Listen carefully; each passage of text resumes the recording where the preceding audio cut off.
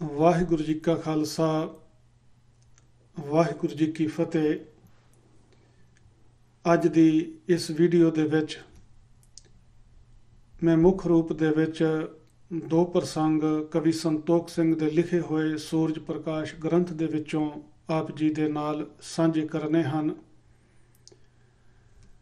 ਜਿਹੜੇ ਇਹ ਦੱਸਦੇ ਹਨ ਕਿ ਗੁਰੂ ਅੰਗਦ ਸਾਹਿਬ ਜੀ ਦੇ ਸਮੇਂ ਗੁਰੂ ਕੇ ਲੰਗਰ ਦੇ ਵਿੱਚ ਮਾਸ ਵਰਤਦਾ ਸੀ ਅਤੇ ਗੁਰੂ ਅੰਗਦ ਦੇਵ ਪਾਤਸ਼ਾਹ ਮਹਾਰਾਜ ਖੁਦ ਮੱਛੀ ਮਾਸ ਆਦਿਕ ਦੀ ਵਰਤੋਂ ਕਰਦੇ ਸਨ।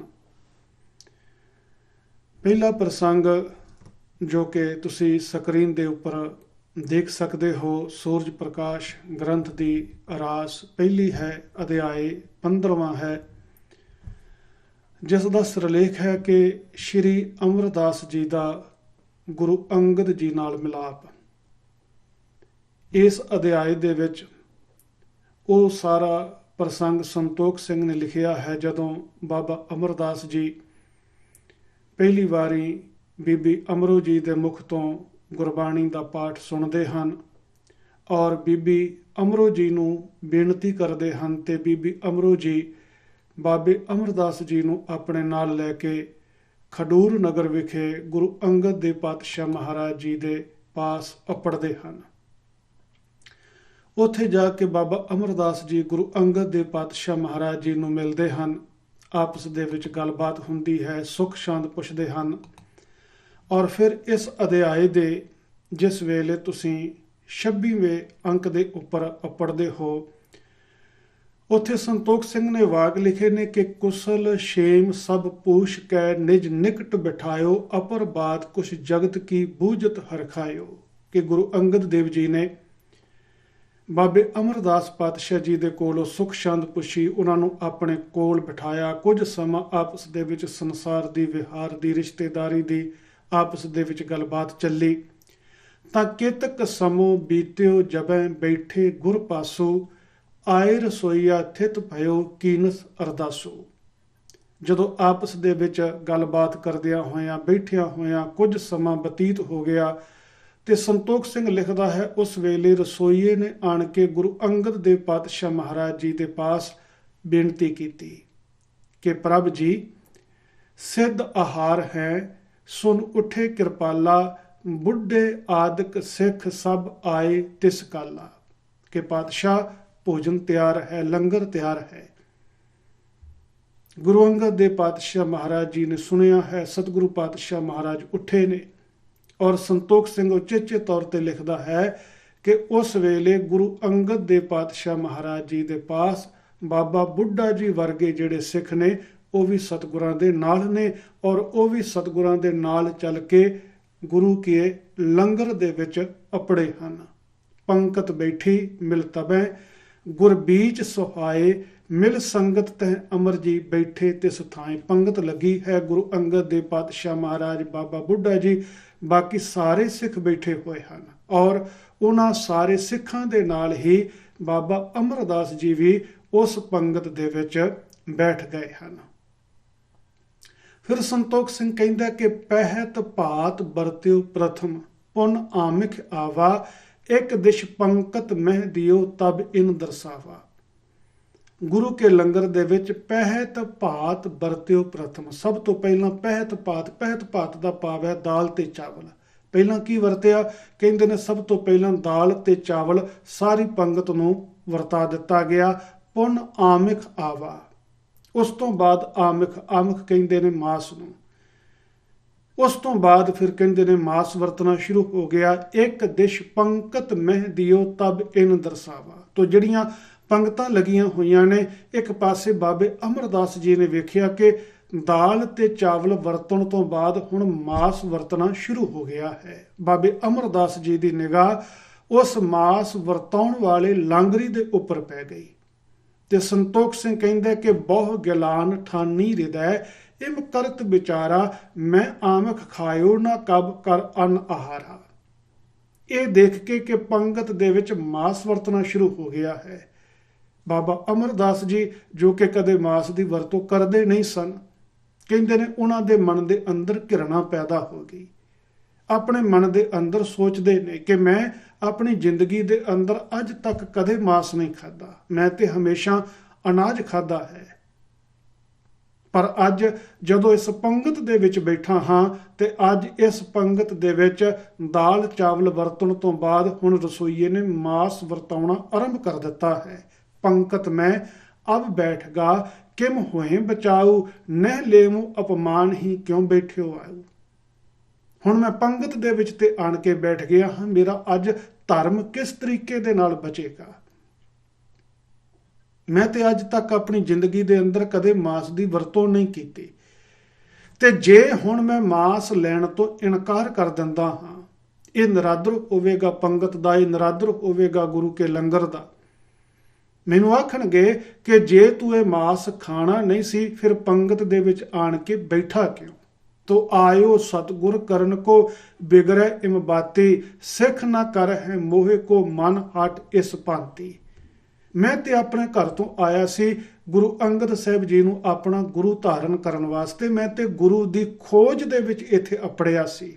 ਪਰ ਅੱਜ ਮੇਰੇ ਜਿਹੜਾ ਮਨੋਰਥ ਸੀ ਇੱਥੇ ਆਉਣ ਦਾ ਉਹ ਵਿਗੜ ਜਾਏਗਾ, ਉਹ ਪੂਰਾ ਨਹੀਂ ਹੋਏਗਾ। ਮੈਂ ਜਦੋਂ ਕਿਉਂਕਿ ਮਾਸ ਨਹੀਂ ਖਾਵਾਂਗਾ ਤੋ ਸਿੱਖ ਨਾ ਕਰ ਹੈ ਮੋਹਿ ਕੋ ਮਨ ਹਟ ਇਸ ਭਾਂਤੀ। ਗੁਰੂ ਅੰਗਦ ਸਾਹਿਬ ਜੀ ਮੈਨੂੰ ਆਪਣਾ ਸਿੱਖ ਨਹੀਂ ਬਣਾਉਣਗੇ। ਇਹ ਬਾਬਾ ਅਮਰਦਾਸ ਜੀ ਆਪਣੇ ਚਿੱਤ ਦੇ ਅੰਦਰ ਵਿਚਾਰਦੇ ਹਨ। ਕਵੀ ਸੰਤੋਖ ਸਿੰਘ ਲਿਖਦੇ ਹਨ ਕਿ ਜੇ ਮੈਂ ਪੰਗਤ ਦੇ ਵਿੱਚ ਬੈਠ ਕੇ ਅੱਜ ਮਾਸ ਨਾ ਖਾਧਾ, ਗੁਰੂ ਅੰਗਦ ਦੇਵ ਜੀ ਨੇ ਮੈਨੂੰ ਆਪਣਾ ਸਿੱਖ ਨਹੀਂ ਬਣਾਉਣਾ। ਮੈਨੂੰ ਆਖਣਗੇ ਕਿ ਜੇ ਤੂੰ ਮਾਸ ਨਹੀਂ ਸੀ ਖਾਣਾ ਤੇ ਫਿਰ ਪੰਗਤ ਦੇ ਵਿੱਚ ਆਣ ਕੇ ਬੈਠਾ ਕਿਉਂ। ਜੇ ਹੁਣ ਮੈਂ ਮਾਸ ਨਹੀਂ ਖਾਂਦਾ, ਇਹ ਗੁਰੂ ਕੇ ਲੰਗਰ ਦਾ ਅਪਮਾਨ ਹੋਵੇਗਾ।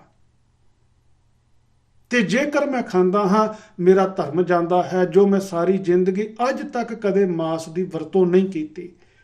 ਤੋ ਸੰਤੋਖ ਸਿੰਘ ਕਹਿੰਦਾ ਹੈ ਕਿ ਇਸ ਦੁਬਿਧਾ ਦੇ ਵਿੱਚ ਬਾਬਾ ਅਮਰਦਾਸ ਜੀ ਫਸੇ ਹੋਏ ਸਨ। ਤੋ ਫਿਰ ਕੀ ਹੋਇਆ, ਅਪਰ ਯਤਨ ਅਬ ਕੋ ਨਹੀਂ ਜੇ ਅੰਤਰ ਜਾਮੀ, ਸੂਪਕਾਰ ਕੋ ਬਰਜ ਹੈ ਆਪੇ ਗੁਰ ਸੁਆਮੀ। ਬਾਬਾ ਅਮਰਦਾਸ ਜੀ ਆਪਣੇ ਚਿੱਤ ਦੇ ਅੰਦਰ ਹੀ ਇਹ ਗੱਲਾਂ ਕਰਦੇ ਹਨ ਵੀ ਅਪਰ ਯਤਨ ਅਬ ਕੋ ਨਹੀਂ, ਹੁਣ ਹੋਰ ਕੋਈ ਯਤਨ ਨਹੀਂ ਹੈ। ਨਾ ਤੇ ਮੈਂ ਪੰਗਤ ਦੇ ਵਿੱਚ ਉੱਠ ਕੇ ਜਾ ਸਕਦਾ ਹਾਂ, ਉੱਠ ਕੇ ਜਾਂਦਾ ਹਾਂ ਤੇ ਪੰਗਤ ਦਾ ਨਿਰਾਦਰ ਹੋਵੇਗਾ। ਜੇਕਰ ਮੈਂ ਮਾਸ ਖਾਂਦਾ ਹਾਂ ਤੇ ਅੱਜ ਤੱਕ ਦਾ ਜਿਹੜਾ ਮੇਰਾ ਮਾਸ ਨਾ ਖਾਣ ਦਾ ਧਰਮ ਸੀ, ਉਹ ਧਰਮ ਜਿਹੜਾ ਹੈ ਉਹ ਧਰਮ ਟੁੱਟਦਾ ਹੈ। ਤੋ ਅਪਰ ਯਤਨ ਅਬ ਕੋ ਨਹੀਂ, ਹੁਣ ਹੋਰ ਕੋਈ ਯਤਨ ਨਹੀਂ ਹੈ। ਪਰ ਹਾਂ ਜੇ ਅੰਤਰਜਾਮੀ, ਬਾਬਾ ਅਮਰਦਾਸ ਆਪਣੇ ਚਿੱਤ ਦੇ ਅੰਦਰ ਵਿਚਾਰ ਕਰਦੇ ਨੇ ਕਿ ਜੇ ਗੁਰੂ ਅੰਗਦ ਸਾਹਿਬ ਜੀ ਅੰਤਰਜਾਮੀ ਹਨ, ਜੇ ਉਹ ਵਾਕਿਆ ਹੀ ਅੰਦਰ ਦੀ ਜਾਣਨ ਵਾਲੇ ਹਨ, ਤਾਂ ਸੂਪਕਾਰ ਕੋ ਬਰਜ ਹੈ ਆਪੇ ਗੁਰ ਸੁਆਮੀ। ਮੇਰੀ ਅਰਦਾਸ ਆ ਕਿ ਗੁਰੂ ਅੰਗਦ ਸਾਹਿਬ ਜੀ ਅੱਜ ਆਪ ਹੀ ਰਸੋਈਏ ਨੂੰ ਵਰਜ ਦੇਣ। ਤੋ ਇਸ ਤਰੀਕੇ ਦੇ ਨਾਲ ਮੇਰਾ ਧਰਮ ਵੀ ਰਹਿ ਜਾਏਗਾ ਤੇ ਮੇਰਾ ਇਸ ਗੱਲ ਦੇ ਉੱਤੇ ਵੀ ਯਕੀਨ ਹੋ ਜਾਏਗਾ ਕਿ ਵਾਕਿਆ ਹੀ ਗੁਰੂ ਅੰਗਦ ਸਾਹਿਬ ਜੀ ਜਿਨ੍ਹਾਂ ਨੂੰ ਮੈਂ ਗੁਰੂ ਧਾਰਨ ਕਰਨ ਵਾਸਤੇ ਆਇਆ ਹਾਂ, ਉਹ ਗੁਰੂ ਸਾਹਿਬ ਜੀ ਅੰਤਰਜਾਮੀ ਹਨ। ਤੋ ਸੰਤੋਖ ਸਿੰਘ ਕਹਿੰਦਾ ਕਿ ਇੱਕ ਤੋਂ ਮੇਰੋ ਧਰਮ ਰਹੇ ਪੁਨ ਹੋਏ ਪ੍ਰਤੀਤਾ, ਜਗ ਤੇ ਕਰੇ ਉਧਾਰ ਮਮ ਸਰਬੱਗ ਪੁਨੀਤਾ। ਮੈਨੂੰ ਯਕੀਨ ਆ ਜਾਏਗਾ ਕਿ ਗੁਰੂ ਅੰਗਦ ਦੇਵ ਜੀ ਪੂਰਨ ਸਤਿਗੁਰੂ ਹਨ। ਇਹ ਵਾਕਿਆ ਹੀ ਜਗਤ ਤੋਂ ਮੇਰਾ ਉਧਾਰ ਕਰਨਗੇ ਔਰ ਦੂਸਰਾ ਮੇਰਾ ਧਰਮ ਵੀ ਬਚ ਜਾਏਗਾ। ਤੋ ਇਮ ਕੀਨੋ ਸੰਕਲਪ ਕੋ ਸ਼੍ਰੀ ਗੁਰ ਨੇ ਜਾਨਾ, ਸੂਪਕਾਰ ਕੋ ਬਰਜਿਓ ਮੁਖ ਬਾਕ ਬਖਾਨਾ। ਸੰਤੋਖ ਸਿੰਘ ਕਹਿੰਦਾ ਕਿ ਇੱਧਰ ਬਾਬੇ ਅਮਰਦਾਸ ਨੇ ਆਪਣੇ ਚਿੱਤ ਦੇ ਅੰਦਰ ਇਹ ਵਿਚਾਰ ਕੀਤੀ, ਆਪਣੇ ਚਿੱਤ ਦੇ ਅੰਦਰ ਇਹ ਸੰਕਲਪ ਕੀਤਾ, ਤੇ ਉਧਰ ਗੁਰੂ ਅੰਗਦ ਸਾਹਿਬ ਜੀ ਕਿਉਂਕਿ ਅੰਦਰ ਦੀ ਜਾਣਨ ਵਾਲੇ ਸਨ, ਉਹਨਾਂ ਨੇ ਬਾਬੇ ਅਮਰਦਾਸ ਜੀ ਦੀ ਅੰਦਰ ਦੇ ਇਸ ਸੰਕਲਪ ਨੂੰ ਜਾਣ ਲਿਆ ਔਰ ਸਤਿਗੁਰਾਂ ਨੇ ਜਿਹੜਾ ਸੂਪਕਾਰ ਸੀ, ਜਿਹੜਾ ਰਸੋਈਆ ਸੀ, ਜਿਹੜਾ ਵਰਤਾਉਣ ਵਾਲਾ ਸੀ, ਉਸ ਨੂੰ ਸਤਿਗੁਰਾਂ ਨੇ ਵਰਜਦਿਆਂ ਹੋਇਆਂ ਇਹ ਵਾਕ ਆਖ ਦਿੱਤਾ ਕਿ ਪੰਕਤ ਮਹਿ ਜੋ ਨਮੋ ਨਰ ਤਿਸ ਦੇਹੋ ਆਹਾਰਾ, ਆਮਖ ਨਾਹੇ ਪਰੋਸੀਐ ਤਿਨ ਧਰਮ ਵਿਚਾਰਾ। ਸਤਿਗੁਰਾਂ ਨੇ ਕਹਿ ਦਿੱਤਾ ਉਸ ਵਰਤਾਉਣ ਵਾਲੇ ਨੂੰ ਕਿ ਜਿਹੜੇ ਬੰਦੇ ਅੱਜ ਸੰਗਤ ਦੇ ਵਿੱਚ ਨਵੇਂ ਆਏ ਹਨ, ਜਿਹੜੇ ਪੰਗਤ ਦੇ ਵਿੱਚ ਅੱਜ ਪਹਿਲੀ ਵਾਰੀ ਆਏ ਹਨ, ਜਿਹੜਾ ਬਾਬਾ ਅਮਰਦਾਸ ਜੀ ਪਹਿਲੀ ਵਾਰੀ ਅੱਜ ਪੰਗਤ ਦੇ ਵਿੱਚ ਆਣ ਕੇ ਬੈਠੇ ਹਨ। ਇਹਨਾਂ ਨੂੰ ਕੇਵਲ ਤੁਸੀਂ ਅਨਾਜ ਦੇਣਾ ਹੈ, ਇਹਨਾਂ ਨੂੰ ਕੇਵਲ ਤੁਸੀਂ ਸ਼ਾਕਾਹਾਰੀ ਭੋਜਨ ਦੇਣਾ ਹੈ। ਆਮਖ ਨਾਹੀਂ ਪਰੋਸੀਐ, ਇਹਨਾਂ ਨੂੰ ਤੁਸਾਂ ਨੇ ਮਾਸ ਨਹੀਂ ਦੇਣਾ। ਕਿਉਂ? ਕਿਉਂਕਿ 3 ਧਰਮ ਵਿਚਾਰਾ। ਇਹ ਜਿਹੜੇ ਨਵੇਂ ਮਨੁੱਖ ਆਏ ਨੇ, ਇਹਨਾਂ ਨੇ ਮਾਸ ਨਾ ਖਾਣਾ ਇਸ ਨੂੰ ਆਪਣਾ ਧਰਮ ਸਮਝਿਆ ਹੋਇਆ ਹੈ। ਤਾਂ ਸੰਤੋਖ ਸਿੰਘ ਕਹਿੰਦਾ ਕਿ ਨਹੀਂ ਦਈਓ ਤਬ ਮਾਸ ਕੋ, ਸਭ ਸੰਗਤ ਖਾਇਓ, ਤ੍ਰਿਪਤ ਭਏ ਪੰਕਤ ਉਠੀ ਜਲ ਪਾਨ ਕਰਾਇਓ। ਤਾਂ ਉਸ ਦਿਨ ਉਸ ਰਸੋਈਏ ਨੇ ਬਾਬੇ ਅਮਰਦਾਸ ਜੀ ਨੂੰ ਮਾਸ ਨਹੀਂ ਦਿੱਤਾ, ਪਰ ਸੰਤੋਖ ਸਿੰਘ ਕਹਿੰਦਾ ਕਿ ਸਭ ਸੰਗਤ ਖਾਇਓ। ਬਾਬੇ ਅਮਰਦਾਸ ਜੀ ਤੋਂ ਬਗੈਰ ਬਾਕੀ ਸਾਰੀ ਸੰਗਤ ਨੇ। ਜਿਸ ਸੰਗਤ ਦੇ ਵਿੱਚ, ਜਿਸ ਪੰਗਤ ਦੇ ਵਿੱਚ ਗੁਰੂ ਅੰਗਦ ਦੇਵ ਜੀ ਆਪ ਵੀ ਬੈਠੇ ਹੋਏ ਹਨ, ਜਿਸ ਪੰਗਤ ਦੇ ਵਿੱਚ ਕਵੀ ਸੰਤੋਖ ਸਿੰਘ ਉਚੇਚੇ ਤੌਰ ਤੇ ਬਾਬਾ ਬੁੱਢਾ ਜੀ ਜੈਸੇ ਗੁਰਸਿੱਖਾਂ ਦਾ ਨਾਮ ਦਰਜ ਕਰਦਾ ਹੈ ਕਿ ਬਾਬਾ ਬੁੱਢਾ ਜੀ ਵੀ ਉਸ ਪੰਗਤ ਦੇ ਵਿੱਚ ਬੈਠੇ ਹੋਏ ਸਨ, ਜਿਸ ਸੰਗਤ ਦੇ ਵਿੱਚ ਮਾਸ ਵਰਤਿਆ। ਔਰ ਬਾਬੇ ਅਮਰਦਾਸ ਜੀ ਤੋਂ ਬਗੈਰ ਬਾਕੀ ਸਾਰੀ ਸੰਗਤ ਨੇ ਉਹ ਮਾਸ ਜਿਹੜਾ ਸੀ ਉਸ ਦਿਨ ਖਾਧਾ। ਤ੍ਰਿਪਤ ਭਏ ਪੰਕਤ ਉਠੀ ਜਲ ਪਾਨ ਕਰਾਇਓ। ਸਾਰੇ ਜਾਣੇ ਤ੍ਰਿਪਤ ਹੋ ਕੇ ਉਸ ਪੰਗਤ ਦੇ ਵਿੱਚ ਉੱਠੇ ਹਨ। ਇਹ ਸੰਤੋਖ ਸਿੰਘ ਦਾ ਲਿਖਿਆ ਹੋਇਆ ਪਹਿਲਾ ਪ੍ਰਸੰਗ। ਸੂਰਜ ਪ੍ਰਕਾਸ਼ ਗ੍ਰੰਥ ਦੀ ਰਾਸ ਪਹਿਲੀ ਦਾ 15ਵਾਂ ਅਧਿਆਇ, ਜਿਸ ਦੇ ਵਿੱਚ ਸੰਤੋਖ ਸਿੰਘ ਇਹ ਲਿਖਦਾ ਹੈ ਕਿ ਗੁਰੂ ਅੰਗਦ ਦੇਵ ਜੀ ਦੇ ਸਮੇਂ ਗੁਰੂ ਕੇ ਲੰਗਰ ਦੇ ਵਿੱਚ ਮਾਸ ਵਰਤਦਾ ਸੀ ਔਰ ਸਾਰੇ ਸਿੱਖ ਔਰ ਗੁਰੂ ਸਾਹਿਬਾਨ ਉਸ ਮਾਸ ਦੀ ਵਰਤੋਂ ਕਰਦੇ ਸਨ। ਫਿਰ ਦੂਸਰੀ ਵਾਰੀ ਜ਼ਿਕਰ ਆਉਂਦਾ ਹੈ ਜਦੋਂ ਇਸੇ ਹੀ ਰਾਸ ਦੇ ਅੰਦਰ 20ਵੇਂ ਅਧਿਆਏ ਦੇ ਉੱਤੇ ਆਪਾਂ ਪੜ੍ਹਦੇ ਹਾਂ। ਉਸ ਦਾ ਸਿਰਲੇਖ ਹੈ ਕਿ ਗੁਰੂ ਜੀ ਨੂੰ ਵਰੁਣ ਦਾ ਮਿਲਣਾ ਤੇ ਸ਼੍ਰੀ ਗੁਰੂ ਅੰਗਦ ਜੀ ਦੇ ਗੁਣ। ਇਸ ਦੀ ਸ਼ੁਰੂਆਤ ਦੇ ਵਿੱਚ ਦੋਹਰਾ ਹੈ ਕਿ ਇੱਕ ਦਿਨ ਸ਼੍ਰੀ ਅੰਗਦ ਗੁਰੂ ਦੇਖਣ ਗੋਇੰਦਵਾਲ ਭਏ ਤਿਆਰ ਚਲਬੇ ਤਹਾਂ ਰਿਦਾ ਵਿਸਾਲ ਕਿਰਪਾਲ। ਇਸ ਅਧਿਆਏ ਦੇ ਵਿੱਚ ਉਸ ਵੇਲੇ ਦਾ ਜ਼ਿਕਰ ਕੀਤਾ ਹੈ ਜਦੋਂ ਗੁਰੂ ਅੰਗਦ ਸਾਹਿਬ ਜੀ ਦੀ ਆਗਿਆ ਦੇ ਨਾਲ ਬਾਬਾ ਅਮਰਦਾਸ ਜੀ ਨੇ ਗੋਇੰਦਵਾਲ ਨਗਰ ਵਸਾਉਣਾ ਸ਼ੁਰੂ ਕੀਤਾ। ਤਾਂ ਇੱਕ ਦਿਨ ਗੁਰੂ ਅੰਗਦ ਸਾਹਿਬ ਜੀ ਬਾਬਾ ਅਮਰਦਾਸ ਜੀ ਨੂੰ ਮਿਲਣ ਵਾਸਤੇ ਖਡੂਰ ਤੋਂ ਚੱਲ ਕੇ ਗੋਇੰਦਵਾਲ ਵਿਖੇ ਅੱਪੜਦੇ ਹਨ। ਉੱਥੇ ਜਾ ਕੇ ਬਾਬੇ ਅਮਰਦਾਸ ਜੀ ਨੂੰ ਮਿਲਦੇ ਹਨ। ਬਾਬਾ ਅਮਰਦਾਸ ਜੀ ਗੁਰੂ ਅੰਗਦ ਸਾਹਿਬ ਜੀ ਨੂੰ ਗੋਇੰਦਵਾਲ ਨਗਰ ਦੇ ਅੰਦਰ ਜੋ ਘਰਾਂ ਦੀ ਉਸਾਰੀ ਹੋ ਰਹੀ ਹੈ ਉਹ ਸਤਿਗੁਰਾਂ ਨੂੰ ਦਿਖਾਉਂਦੇ ਹਨ। ਤੋ ਇਸ ਅਧਿਆਏ ਦੇ ਜਿਸ ਵੇਲੇ 10ਵੇਂ ਅੰਕ ਦੇ ਉੱਤੇ ਆਪਾਂ ਪੜ੍ਹਦੇ ਹਾਂ, ਉੱਥੇ ਬੋਲ ਆਉਂਦੇ ਨੇ ਕਿ ਭਲੀ ਪ੍ਰਕਾਰ ਹੇਰ ਕਰ ਸਾਰੇ ਬਹੁਰ ਵਿਪਾਸਾ ਤੀਰ ਸਿਦਾਰੇ। ਕਿਉਂਕਿ ਇਹ ਨਗਰ ਬਿਆਸਾ ਨਦੀ ਦੇ ਕਿਨਾਰੇ ਦੇ ਉੱਤੇ ਵਸਾਇਆ ਜਾ ਰਿਹਾ ਸੀ। ਗੁਰੂ ਅੰਗਦ ਸਾਹਿਬ ਜੀ ਨੇ ਸਾਰੇ ਨਗਰ ਨੂੰ ਚੰਗੀ ਤਰ੍ਹਾਂ ਦੇਖਿਆ ਹੈ। ਜਿਹੜੇ ਘਰ ਬਣਾਏ ਜਾ ਰਹੇ ਹਨ ਉਹਨਾਂ ਨੂੰ ਦੇਖਿਆ ਹੈ। ਤਾਂ ਚੰਗੀ ਤਰ੍ਹਾਂ ਸਾਰਾ ਕੁਝ ਦੇਖਣ ਤੋਂ ਬਾਅਦ ਗੁਰੂ ਸਾਹਿਬ ਜੀ ਆਪ ਵਿਆਸਾ ਨਦੀ ਦੇ ਕਿਨਾਰੇ ਤੇ ਅੱਪੜੇ ਹਨ। ਅਮਰਦਾਸ ਆਪਣੇ ਸੰਗ ਲੀਨੇ ਜਾਏ ਕੂਲ ਪਰ ਗੁਰੂ ਅਸੀਨੇ, ਅਪਰਦਾਸ ਨਹਿ ਪਾਸ ਤਿਥਾਈ, ਇੱਕ ਸ਼੍ਰੀ ਅਮਰ ਕੇ ਆਪ ਗੁਸਾਈ। ਗੁਰੂ ਅੰਗਦ ਸਾਹਿਬ ਜੀ ਹਨ ਤੇ ਸਤਿਗੁਰਾਂ ਦੇ ਨਾਲ ਕੇਵਲ ਤੇ ਕੇਵਲ ਬਾਬਾ ਅਮਰਦਾਸ ਜੀ ਹਨ। ਇਸ ਤੋਂ ਇਲਾਵਾ ਹੋਰ ਕੋਈ ਵੀ ਸੇਵਕ ਉਸ ਵੇਲੇ ਸਤਿਗੁਰਾਂ ਦੇ ਨਾਲ ਨਹੀਂ ਸੀ।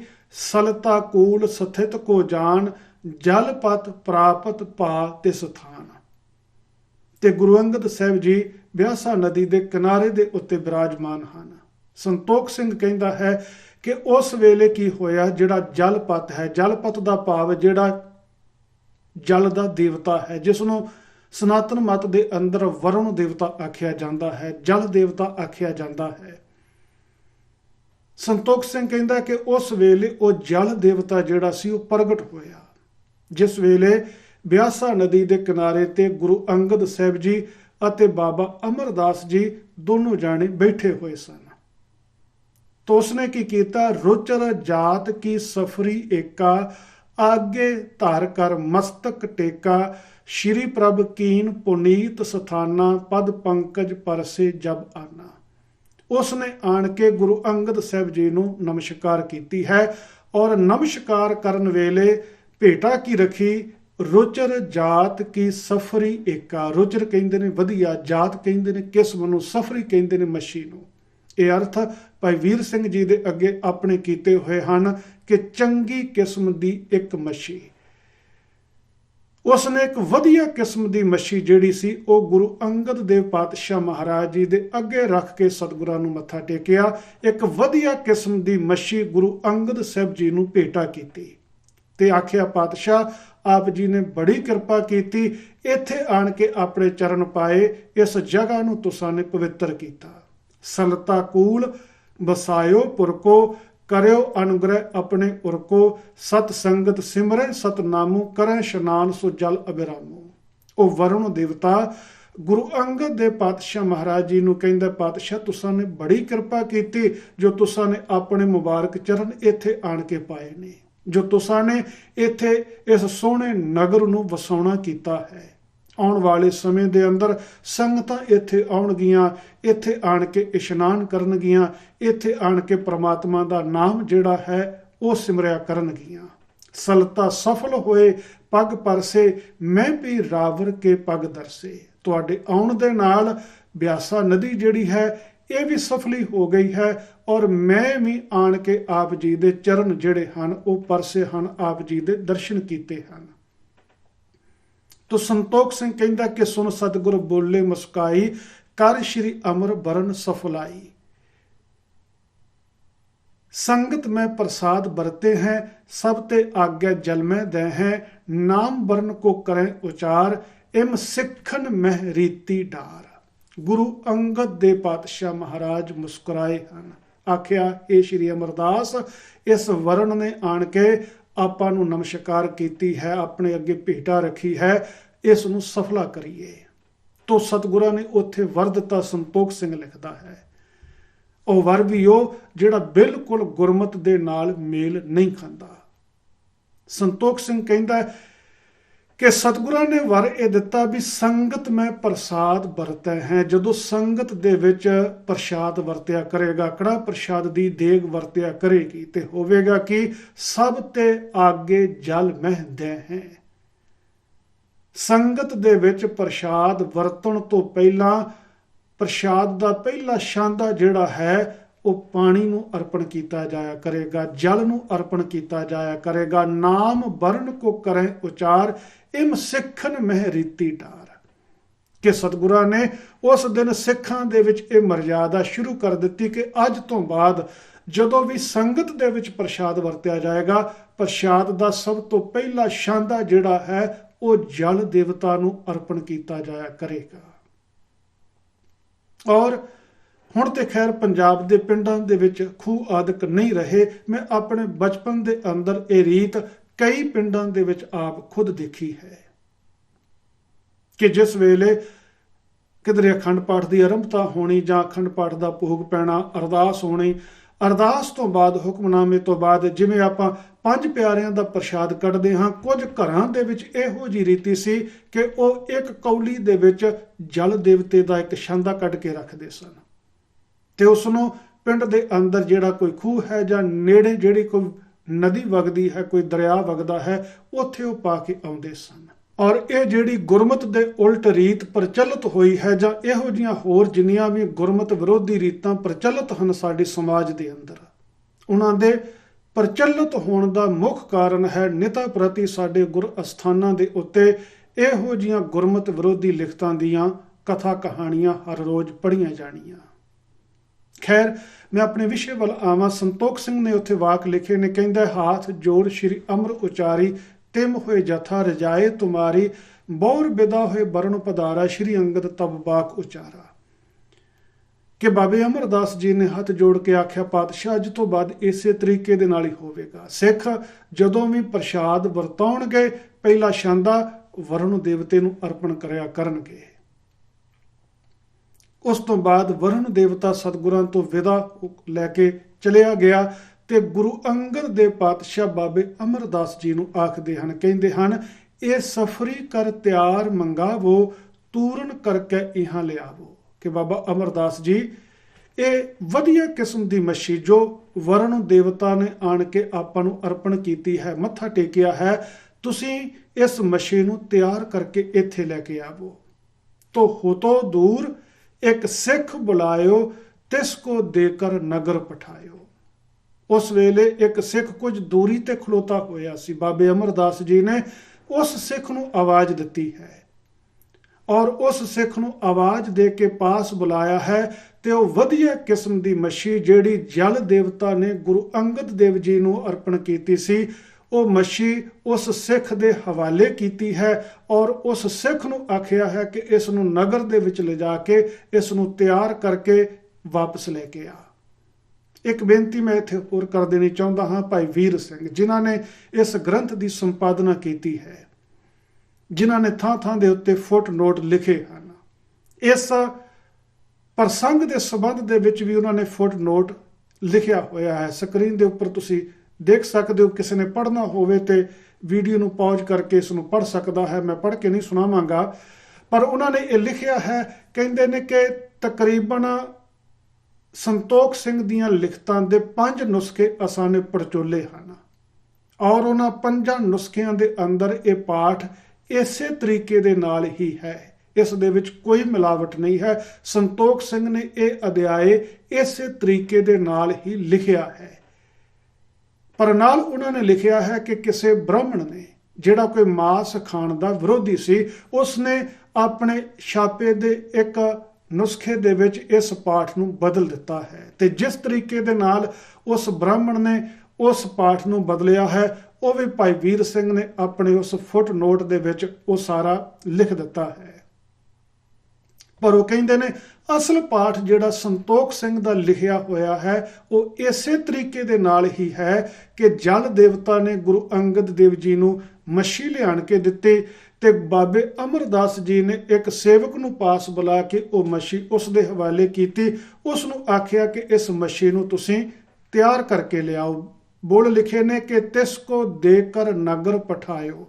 ਉਸ ਸਿੱਖ ਨੂੰ ਉਹ ਮੱਛੀ ਦਿੱਤੀ ਹੈ ਔਰ ਗੋਇੰਦਵਾਲ ਨਗਰ ਵੱਲ ਨੂੰ ਭੇਜ ਦਿੱਤਾ ਹੈ। ਤੋ ਲਿਆਇਓ ਤੁਰੰਤ, ਤਿਆਰ ਕਰ ਸੋਈ, ਡਾਲ ਮਸਾਲੇ ਤਲ ਕੇ ਪੋਈ। ਉਹ ਸਿੱਖ ਗਿਆ ਮੱਛੀ ਲੈ ਕੇ, ਉਹ ਤਿਆਰ ਕਰਕੇ ਛੇਤੀ ਦੇ ਨਾਲ ਲੈ ਕੇ ਆਇਆ। ਡਾਲ ਮਸਾਲੇ ਤਲ ਕੇ ਪੋਈ, ਤਰ੍ਹਾਂ ਤਰ੍ਹਾਂ ਦੇ ਉਹਦੇ ਵਿੱਚ ਮਸਾਲੇ ਪਾਏ ਨੇ, ਉਸ ਨੂੰ ਤਲਿਆ ਹੈ।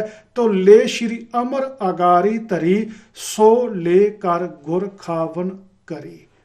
ਬਾਬੇ ਅਮਰਦਾਸ ਜੀ ਨੇ ਉਹ ਤਿਆਰ ਕੀਤੀ ਹੋਈ ਮੱਛੀ ਸੇਵਕ ਦੇ ਕੋਲੋਂ ਲੈ ਕੇ ਗੁਰੂ ਅੰਗਦ ਦੇਵ ਪਾਤਸ਼ਾਹ ਮਹਾਰਾਜ ਜੀ ਦੇ ਅੱਗੇ ਰੱਖੀ ਹੈ। ਤੇ ਕਵੀ ਸੰਤੋਖ ਸਿੰਘ ਕਹਿੰਦਾ ਕਿ ਗੁਰੂ ਅੰਗਦ ਦੇਵ ਪਾਤਸ਼ਾਹ ਜੀ ਨੇ ਉਸ ਮੱਛੀ ਨੂੰ ਖਾਧਾ ਹੈ।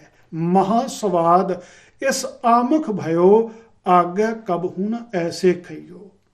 ਤੇ ਉਸ ਮੱਛੀ ਨੂੰ ਖਾਣ ਤੋਂ ਬਾਅਦ ਗੁਰੂ ਅੰਗਦ ਦੇਵ ਪਾਤਸ਼ਾਹ ਮਹਾਰਾਜ ਜੀ ਨੇ ਬਾਬੇ ਅਮਰਦਾਸ ਜੀ ਨੂੰ ਆਖਿਆ, ਮਹਾ ਸਵਾਦ ਇਸ ਆਮਖ ਭਇਓ। ਇਸ ਮਾਸ ਦਾ ਸਵਾਦ ਬਹੁਤ ਜ਼ਿਆਦਾ ਹੈ, ਬਹੁਤ ਜ਼ਿਆਦਾ ਸਵਾਦਲਾ ਮਾਸ ਬਣਿਆ ਹੈ।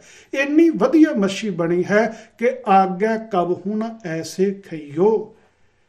ਇਤਨਾ ਸੋਹਣਾ ਮਾਸ ਅੱਜ ਤੋਂ ਪਹਿਲਾਂ ਕਦੇ ਕਿਸੇ ਨੇ ਖਾਧਾ ਨਹੀਂ ਹੋਵੇਗਾ। ਕਹਿ ਸ਼੍ਰੀ ਅਮਰ ਜਾਤ ਚਖ ਕੋਈ, ਲਿਆਇਓ ਬਰਨ ਆਪ ਹਿਤ ਸੋਈ। ਤੇ ਬਾਬਾ ਅਮਰਦਾਸ ਜੀ ਅੱਗੋਂ ਕਹਿੰਦੇ ਨੇ, ਪਾਤਸ਼ਾਹ ਸਵਾਦ ਤੇ ਹੋਣੀ ਸੀ ਕਿਉਂਕਿ ਮੱਛੀ ਬਹੁਤ ਵਧੀਆ ਕਿਸਮ ਦੀ ਸੀ, ਸਭ ਤੋਂ ਵਧੀਆ ਕਿਸਮ ਦੀ ਸੀ ਔਰ ਜਲ ਦੇਵਤਾ ਨੇ ਆਪ ਲਿਆਣ ਕੇ ਤੁਹਾਨੂੰ ਅਰਪਣ ਕੀਤੀ। ਤੋ ਅਪਰ ਆਹਾਰ ਕੁਸ਼ਕ ਤੈ ਖਾਏ, ਬਾਹਰ ਉਠੇ ਤਹ ਤੇ ਸੁਖ ਦਾਏ। ਕੁਝ ਗੁਰੂ ਅੰਗਦ ਦੇਵ ਪਾਤਸ਼ਾਹ ਜੀ ਨੇ ਭੋਜਨ ਉੱਥੇ ਹੋਰ ਛਕਿਆ ਹੈ। ਫਿਰ ਸਤਿਗੁਰੂ ਪਾਤਸ਼ਾਹ ਮਹਾਰਾਜ ਉੱਥੋਂ ਉੱਠ ਕੇ ਚੱਲ ਪਏ ਹਨ। ਤੋ ਇਹ ਦੂਸਰਾ ਪ੍ਰਸੰਗ ਜਿਹਦੇ ਵਿੱਚ ਕਵੀ ਸੰਤੋਖ ਸਿੰਘ ਇਹ ਸਾਬਤ ਕਰਦਾ ਹੈ ਕਿ ਗੁਰੂ ਅੰਗਦ ਸਾਹਿਬ ਜੀ ਮਾਸ ਮੱਛੀ ਖਾਣ ਦੇ ਆਦੀ ਸਨ। ਇਸ ਤੋਂ ਇਲਾਵਾ ਜੇ ਸੂਰਜ ਪ੍ਰਕਾਸ਼ ਗ੍ਰੰਥ ਦੇ ਅੰਦਰ ਤੁਸੀਂ ਗੁਰੂ ਗੋਬਿੰਦ ਸਿੰਘ ਪਾਤਸ਼ਾਹ ਜੀ ਦਾ ਜੀਵਨ ਵੀ ਪੜ੍ਹਦੇ ਹੋ ਤੇ ਗੁਰੂ ਗੋਬਿੰਦ ਸਿੰਘ ਜੀ ਦੇ ਸੰਬੰਧ ਦੇ ਵਿੱਚ ਵੀ ਕਵੀ ਸੰਤੋਖ ਸਿੰਘ ਜਿੱਥੇ ਸਤਿਗੁਰਾਂ ਦੁਆਰਾ ਨਸ਼ਿਆਂ ਦੀ ਵਰਤੋਂ ਕਰਨ ਦਾ ਜ਼ਿਕਰ ਬਾਰ-ਬਾਰ ਕਰਦਾ ਹੈ, ਉੱਥੇ ਸੰਤੋਖ ਸਿੰਘ ਗੁਰੂ ਗੋਬਿੰਦ ਸਿੰਘ ਜੀ ਦੁਆਰਾ ਮਾਸ ਦੀ ਵਰਤੋਂ ਕਰਨ ਦਾ ਜ਼ਿਕਰ ਵੀ ਕਰਦਾ ਹੈ। ਸੰਖੇਪ ਦੇ ਵਿੱਚ ਉਹ ਪੰਕਤੀਆਂ ਵੀ ਤੁਸੀਂ ਸਕਰੀਨ ਦੇ ਉੱਪਰ ਦੇਖ ਸਕਦੇ ਹੋ, ਜੋ ਕਿ 6ਵੀਂ ਰੁੱਤ ਦੇ 45ਵੇਂ ਅਧਿਆਏ ਦੇ ਵਿੱਚੋਂ ਲਈਆਂ ਹਨ। ਪ੍ਰਸੰਗ ਬਹੁਤ ਵੱਡਾ ਹੈ पर तुसीं आप पढ़ सकते हो। मैं केवल 2 ਕੁ पंक्तियां ਜਿਹੜੀਆਂ ਹਨ ਉਹ ਤੁਹਾਨੂੰ ਸਕਰੀਨ ਦੇ ਉੱਪਰ ਦਿਖਾ ਦਿੰਦਾ ਹਾਂ। ਇਹੋ ਪ੍ਰਸੰਗ ਹੈ ਜਦੋਂ ਗੁਰੂ ਗੋਬਿੰਦ ਸਿੰਘ ਪਾਤਸ਼ਾਹ ਮਹਾਰਾਜ ਗੁਲਾਬੇ ਮਸੰਦ ਦੇ ਘਰ ਦੇ ਵਿੱਚ ਠਹਿਰੇ ਹੋਏ ਸਨ। ਤੁਸੀਂ ਪੰਕਤੀਆਂ ਸਕਰੀਨ ਦੇ ਉੱਤੇ ਦੇਖ ਸਕਦੇ ਹੋ ਕਿ ਇਤ ਸਤਿਗੁਰ ਅਚਵਨ ਲੱਗੇ ਭਾ ਤਿਆਰ ਆਹਾਰਾ। ਇਸ ਤੋਂ ਪਹਿਲਾਂ ਵਾਕ ਆਏ ਨੇ ਕਿ ਗੁਲਾਬੇ ਨੇ ਸਤਿਗੁਰਾਂ ਦੇ ਕੋਲੋਂ ਪੁੱਛਿਆ ਹੈ ਪਾਤਸ਼ਾਹ ਜੀ ਖਾਣ ਵਾਸਤੇ ਕੀ ਤਿਆਰ ਕੀਤਾ ਜਾਏ, ਤੇ ਸਤਿਗੁਰਾਂ ਨੇ ਉਸ ਵੇਲੇ ਆਖਿਆ ਹੈ ਕਿ ਬੱਕਰਾ ਲੈ ਕੇ ਆਓ।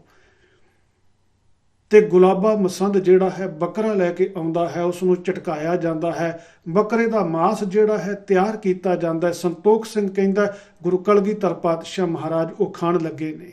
ਤੋ ਸਾਂਗ ਮਾਸ ਕੋ ਅਚਵਤੇ ਤਿਸ ਅਸਥ ਬਗਾਵੇਂ ਦਿਜ ਅਰ ਸੈਯਦ ਕੇ ਸਦਨ ਗਿਰ ਨਾਦ ਉਠਾਵੇਂ।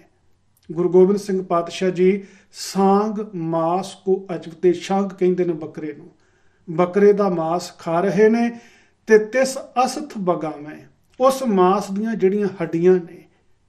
ਸੰਤੋਖ ਸਿੰਘ ਕਹਿੰਦਾ ਕਿ ਗੁਲਾਬੇ ਮਸੰਦ ਦੇ ਇੱਕ ਪਾਸੇ ਬ੍ਰਾਹਮਣ ਦਾ ਘਰ ਸੀ ਤੇ ਇੱਕ ਪਾਸੇ ਸੈਯਦ ਦਾ ਘਰ ਸੀ।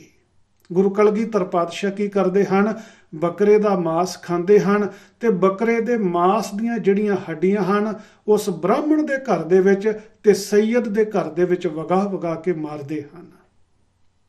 ਯਾਨੀ ਕਿ ਸੰਤੋਖ ਸਿੰਘ ਇੱਥੇ ਵੀ ਇਹ ਗੱਲ ਸਾਬਤ ਕਰਦਾ ਹੈ ਕਿ ਗੁਰੂ ਗੋਬਿੰਦ ਸਿੰਘ ਪਾਤਸ਼ਾਹ ਮਹਾਰਾਜ ਵੀ ਮਾਸ ਦੀ ਵਰਤੋਂ ਕਰਦੇ ਸਨ।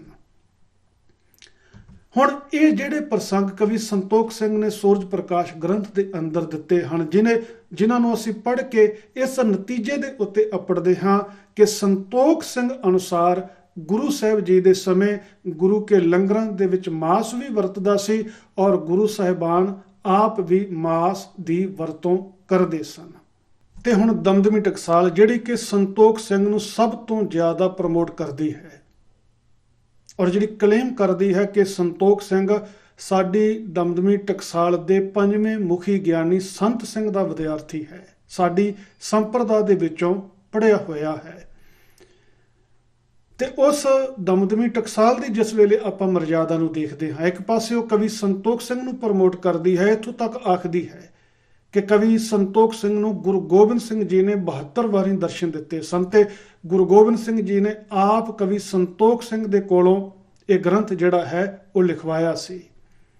ਸਾਡੇ ਕਈ ਪ੍ਰਚਾਰਕ ਵੀ ਕਵੀ ਸੰਤੋਖ ਸਿੰਘ ਦੇ ਸੰਬੰਧ ਵਿੱਚ ਇਹ ਆਖਦੇ ਹਨ ਕਿ ਕਈ ਘੰਟੇ ਉਹ ਹਰ ਰੋਜ਼ ਸਿਮਰਨ ਕਰਦੇ ਸਨ, ਫਿਰ ਉਹ ਇਤਿਹਾਸ ਨੂੰ ਲਿਖਣਾ ਸ਼ੁਰੂ ਕਰਦੇ ਸਨ।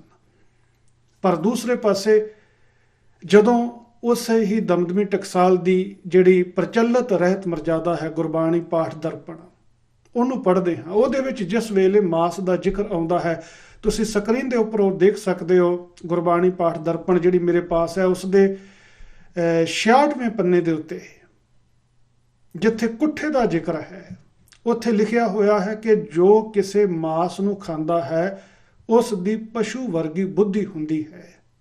ਜਿਸ ਮਾਸ ਨੂੰ ਖਾਂਦਾ ਹੈ ਤੇ ਉਸ ਜੂਨ ਵਿੱਚ ਪੈਣਾ ਪੈਂਦਾ ਹੈ, ਦਿਲ ਪ੍ਰੇਮ ਤੋਂ ਖਾਲੀ ਰਹਿੰਦਾ ਹੈ ਤੇ ਉਸ ਦਾ ਜਿਹੜਾ ਮਨ ਹੈ ਬਹੁਤ ਜ਼ਿਆਦਾ ਭੋਗਾਂ ਨੂੰ ਚਾਹੁੰਦਾ ਹੈ। ਮਾਸ ਦੇ ਸੰਬੰਧ ਦੇ ਅੰਦਰ ਦਮਦਮੀ ਟਕਸਾਲ ਦੀ ਪ੍ਰਚਲਿਤ ਰਹਿਤ ਮਰਜ਼ਾਦਾ ਦੇ ਵਿੱਚ ਇਹ ਮਾਨਤਾ ਹੈ ਕਿ ਮਾਸ ਖਾਣ ਵਾਲੇ ਦੀ ਬੁੱਧੀ ਜਿਹੜੀ ਹੈ ਉਹ ਪਸ਼ੂ ਵਰਗੀ ਹੁੰਦੀ ਹੈ ਤੇ ਬੰਦਾ ਜਿਸ ਜਾਨਵਰ ਦਾ ਮਾਸ ਖਾਵੇਗਾ ਇਸ ਬੰਦੇ ਨੂੰ ਫਿਰ ਅਗਲੇ ਜਨਮ ਦੇ ਅੰਦਰ ਉਸੇ ਹੀ ਜੂਨ ਦੇ ਵਿੱਚ ਪੈਣਾ ਪਵੇਗਾ ਔਰ ਮਾਸ ਖਾਣ ਵਾਲਾ ਬੰਦਾ ਬਹੁਤ ਜ਼ਿਆਦਾ ਵਿਕਾਰੀ ਹੋਵੇਗਾ, ਉਸ ਦੇ ਹਿਰਦੇ ਦੇ ਅੰਦਰ ਪ੍ਰੇਮ ਨਹੀਂ ਹੋਏਗਾ।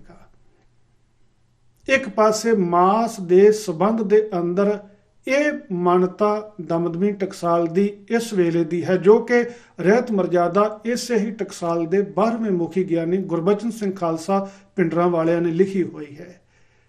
ਪਰ ਦੂਸਰੇ ਪਾਸੇ ਉਹੀ ਦਮਦਮੀ ਟਕਸਾਲ ਕਵੀ ਸੰਤੋਖ ਸਿੰਘ ਨੂੰ ਸਭ ਤੋਂ ਵੱਧ ਪ੍ਰਮੋਟ ਕਰ ਰਹੀ ਹੈ,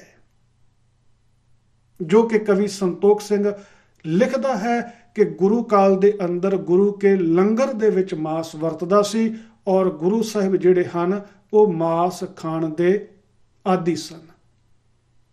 ਔਰ ਭਾਈ ਵੀਰ ਸਿੰਘ ਜਿਨ੍ਹਾਂ ਨੇ ਇਸ ਗ੍ਰੰਥ ਦੀ ਸੰਪਾਦਨਾ ਕੀਤੀ ਹੈ, ਉਹਨਾਂ ਨੇ ਦਾਅਵੇ ਦੇ ਨਾਲ ਇਹ ਗੱਲ ਆਖੀ ਹੈ ਕਿ ਅਨੇਕਾਂ ਹੀ ਨੁਸਖੇ ਜਿਹੜੇ ਹਨ ਉਹਨਾਂ ਦੀ ਪੜਚੋਲ ਕਰਨ ਤੋਂ ਬਾਅਦ ਮੈਂ ਇਹ ਕਹਿ ਸਕਦਾ ਹਾਂ ਕਿ ਅਸਲ ਦੇ ਵਿੱਚ ਇਹ ਲਿਖਤ ਜਿਹੜੀ ਹੈ ਕਵੀ ਸੰਤੋਖ ਸਿੰਘ ਦੀ ਇਸੇ ਤਰੀਕੇ ਦੇ ਨਾਲ ਹੀ ਲਿਖੀ ਹੋਈ ਹੈ। ਇਹ ਸਾਡਾ ਕਵੀ ਸੰਤੋਖ ਸਿੰਘ ਦੇ ਸੰਬੰਧ ਦੇ ਅੰਦਰ ਦੋਗਲਾ ਚਿਹਰਾ ਹੈ।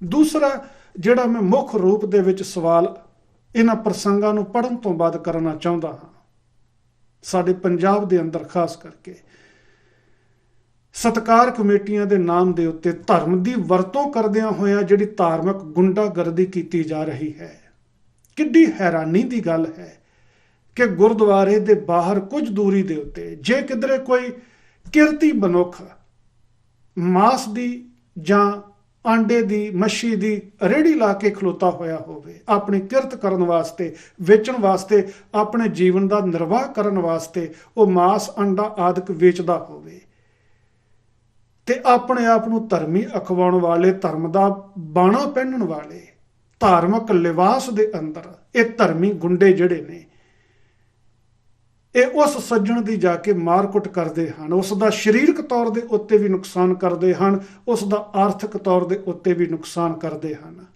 ਕਿ ਕਦੀ ਕੋਈ ਇਹਨਾਂ ਧਰਮ ਦੇ ਨਾਮ ਦੇ ਉੱਤੇ ਪਲ ਰਹੇ ਗੁੰਡਿਆਂ ਦੇ ਉੱਤੇ ਇਹ ਸਵਾਲ ਕਰੇਗਾ ਕਿ ਤੁਸੀਂ ਇਤਰਾਜ਼ ਕਰਦੇ ਹੋ ਕਿ ਗੁਰਦੁਆਰੇ ਦੇ ਸਾਹਮਣੇ, ਗੁਰਦੁਆਰੇ ਦੇ ਨੇੜੇ ਕੋਈ ਮਾਸ ਦੀ ਰੇਹੜੀ ਨਹੀਂ ਲਾ ਸਕਦਾ, ਕੋਈ ਆਂਡਿਆਂ ਦੀ ਰੇਹੜੀ ਨਹੀਂ ਲਾ ਸਕਦਾ। ਗੁਰਦੁਆਰੇ ਦੇ ਨੇੜੇ ਤੇ ਕੋਈ ਮਾਸ ਦੀ ਰੇਹੜੀ ਲਾ ਕੇ ਖੜਾ ਹੋਵੇ, ਵੇਚਦਾ ਹੋਵੇ ਤੇ ਤੁਸੀਂ ਉਸ ਦੀ ਮਾਰ ਕੁਟਾਈ ਕਰੋ, ਤੇ ਗੁਰਦੁਆਰੇ ਦੇ ਅੰਦਰ ਜਾ ਕੇ ਜਿੱਥੇ ਮੱਥਾ ਟੇਕਦੇ ਹੋ ਗੁਰੂ ਗ੍ਰੰਥ ਸਾਹਿਬ ਜੀ ਨੂੰ, ਉਸੇ ਗੁਰੂ ਗ੍ਰੰਥ ਸਾਹਿਬ ਜੀ ਦੇ ਬਰਾਬਰ ਉਸ ਗ੍ਰੰਥ ਨੂੰ ਪ੍ਰਕਾਸ਼ ਕਰਕੇ ਉਹਦੇ ਉੱਤੇ ਰੁਮਾਲੇ ਪਾ ਕੇ ਉਹਦੀ ਕਥਾ ਕੀਤੀ ਜਾ ਰਹੀ ਹੋਵੇ, ਜਿਹੜਾ ਗ੍ਰੰਥ ਬਾਰ-ਬਾਰ ਇਹ ਕਹਿੰਦਾ ਹੋਵੇ ਕਿ ਗੁਰੂ ਸਾਹਿਬ ਜੀ ਦੇ ਜੀਵਨ ਕਾਲ ਦੇ ਅੰਦਰ ਗੁਰੂ ਕੇ ਲੰਗਰਾਂ ਦੇ ਵਿੱਚ ਵੀ ਮਾਸ ਵਰਤਦਾ ਸੀ ਔਰ ਗੁਰੂ ਸਾਹਿਬ ਆਪ ਖੁਦ ਵੀ ਮਾਸ ਦੀ ਵਰਤੋਂ ਕਰਦੇ ਸਨ। ਕੀ ਇਹ ਤੁਹਾਡਾ ਦੋਗਲਾ ਸਰੂਪ ਨਹੀਂ?